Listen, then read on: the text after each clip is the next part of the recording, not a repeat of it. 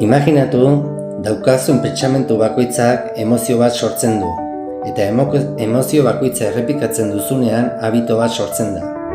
Ze pasako zen habito hori beldurra, haserrea edo antsietatea bada, zure gorputzak asumitu egiten du normala baliz bezala. Estresatuta bizitzea naturala izango baliz bezala, eta hori gaixotasuna sortzen dituena da. Gezurra ematen du, baina horrela da. Estres konstanteak kortisola erabat altu izateak zure sistema immunea blokeatzen du, eta organo guztiei ez die uzten behar bezala lan egiten. Albiste hoberena da, zure pentsamentua gaixotzen zaituzten bezala, sendatzeko gaitasuna ere badutela. Pentsamentuak aldatu behar ditugu osasuntsuago eta zurentsuago bizitzeko. Ez du erresa ematen, baina egunero landuz lortzen da. Ongi izan, gustatu bazaizu eman like bat eta subskribitu.